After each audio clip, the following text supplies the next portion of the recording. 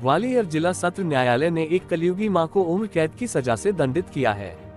इस हत्यारी मां पर आरोप था कि उसने अपने ही जिगर के टुकड़े 5 साल के बेटे को सिर्फ इसलिए छत से फेंक दिया था क्योंकि महिला छत पर अपने प्रेमी के साथ अय्याशी कर रही थी। अचानक 5 साल के बेटे के छत पर पहुंचने से महिला घबरा गई। उसे लगा कि कांस्टेबल पति ध्यान सिंह के आने के बाद उसकी कलाई बेटा खोल देगा। इसी डर से उसने अपने प्रेमी की मदद से अपने ही जिगर के टुकड़े को 2 मंजिला मकान की छत से नीचे फेंक दिया। छत से गिरने के बाद बच्चा सिर में गंभीर चोट लगने के कारण 3 दिन अस्पताल में भर्ती रहा। उसके बाद उसने दम तोड़ दिया। खास बात ये थी कि जब बच्चा महिला द्वारा गली में फेंका गया था तो वह उसके पास नहीं गई थी, न ही अस्पताल में। जिस तरह से मां की फीलिंग होती है उस तरह से उसने कोई लगाव बच्चे से नहीं दिखाया था। इसी कारण उस पर शक की सुई घूमी। हालांकि सभी लोग यही मान रहे थे कि बेटा छत से पैर फिसलने के कारण असावधानी से नीचे गिर गया है, लेकिन कहते हैं हत्या सिर चढ़कर बोलती है। कुछ इस तरह का ही 15 दिनों बाद ज्योति के साथ हुआ।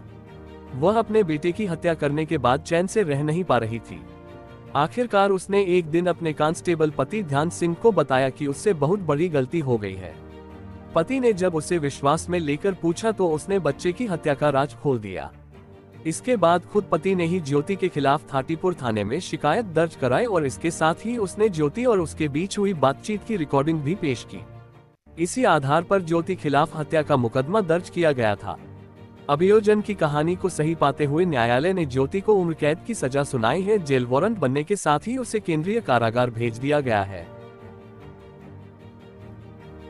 एक महिला को आजीवन कारावास हुई है, तो प्रेमी को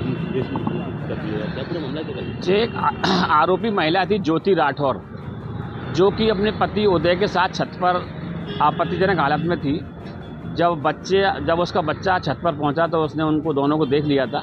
इसी सब बातों को ध्यान में रखते हुए उस महिला और प्रेमी ने दोनों ने मिलकर बच्चे को छत से नीचे फेंक दिया, जिसकी दौरान इलाज मौत हो गई थी। इसका प्रकरण थाना ठाटीपुर में उनके पति द्वारा पंजीबद्ध कराया गया था, जिसमें कि ज्योति और उदय को आरोपी बनाया गया है। इसका प्रकरण माननीय जिला न्यायाधीश के न्यायालय में लंबित था। इसमें परिस्थितिजन्य साक्ष्यों को ध्यान में रखते हुए माननीय न्यायालय ने आरोपी मां